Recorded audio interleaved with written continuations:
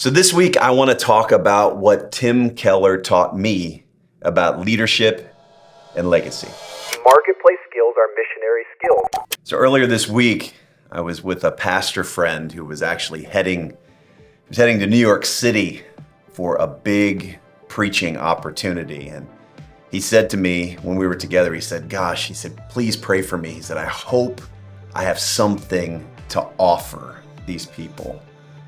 And I said to him what I often say to all of my pastor friends and what I actually say to myself when I get opportunities to preach nowadays. And that is that there is no bad sermon that leaves people looking at Jesus. And that got me thinking about Pastor Tim Keller. For those of you who may or may not know, beloved, really global pastor named Tim Keller passed away from pancreatic cancer this last week. His books and his sermons, they impacted me deeply, like they impacted probably so many of you. His book, Jesus the King, really taught me so much about the gospel, really just articulated the gospel in ways I had never heard before. And then his book, Every Good Endeavor, that he wrote with Catherine Alsdorf, I still say is the master class of faith and work and theology of work and the marketplace. And it impacted me so deeply, even impacted a lot of what you would read in my book on the subject. Then a few years ago, my brother and I, we got to go to New York City and attend the Center for Faith and Work, the Redeemer Center for Faith and Work conference, and I got to hear Keller speak. And, other than, the kale and quinoa that they serve for lunch, which we always like to laugh about, right? Like, we're from Indiana, like we're like fried tenderloin boys, right? The other thing I really remember resonating with at that conference was, gosh, these people, like Keller is so smart, but he's so articulate, right? As I learned of his passing, the thing though, it's not his books, it's not his sermons, it's not his intellect. The thing that resonates with me so deeply, especially in this time when I think so many of us have been disillusioned by Christian leaders, even pastors that we admired and looked up to, who have completely disappointed us and have turned out to not be who they said they were. Tim Keller finished well. He finished well. And I think that's what resonated most deeply with me when I learned of his passing last week. That Tim Keller, this gospel that Tim Keller preached to all of us, that he wrote about, that he preached to all of us, was sustaining him still until his very last dying breath. And so I always tell people, whenever I read or listened to Tim Keller, he left me looking at Jesus. Tim Keller was a pastor. He's not a business leader. He worked in the church. He doesn't work in the marketplace. But I believe even those of us who find ourselves in marketplace roles and positions, we can learn a lot about godly leadership from him, no matter what sphere we work in on a day in and day out basis. We are, I think we're a bit obsessed with this idea of leadership in the Western church and Western Christian culture.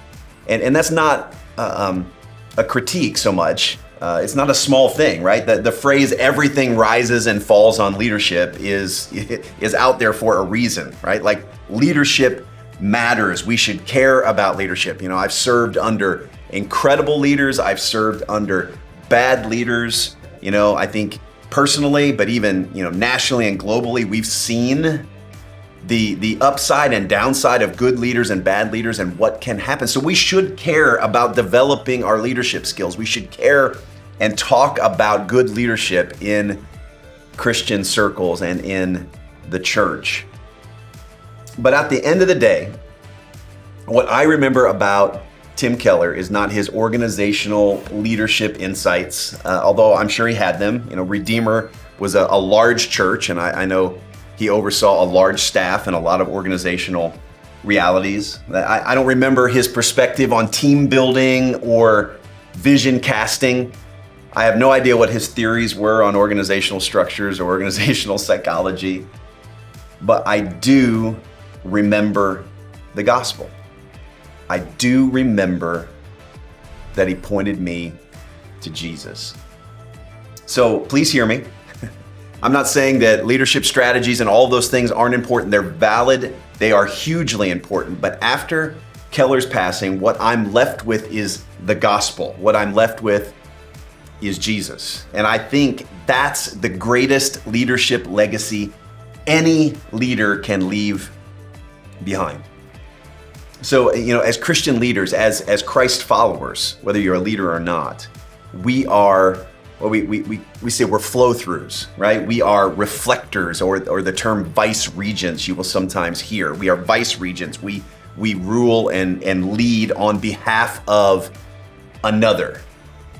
And so I've been thinking about this over the last week. When I am dead and gone, when I am no longer here in this organization and this reality, I don't want people saying, wow, he was a great leader. And maybe if we talk to my staff here, maybe they would say, yeah, don't worry about that. But I don't want them saying, no, Eric was an incredible leader. I want them saying the good news of the gospel was real and it was true.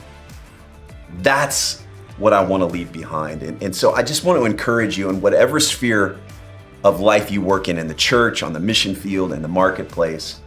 Great Christian leaders don't leave us looking at their great leadership. They leave us looking at Jesus. So just like I told my friend this week that there is no bad sermon that leaves us looking at Jesus, I would say there is no bad life that leaves us looking at Jesus. Hey, thanks for watching today's video. If you know a fellow believer who is in a leadership role, would you share this with them right now, just as a way to encourage them in their own leadership role with pointing people to Jesus? And if you like these types of resources, go to thestonetable.org/start. We have all kinds of resources there that will help you on your journey in faith, work, and global missions. And if this leadership and legacy topic resonates with you, why don't you check out this video from 98-year-old Pastor Tom Pano. You want to talk about leaving a legacy, this guy is doing it. We'll see you next time.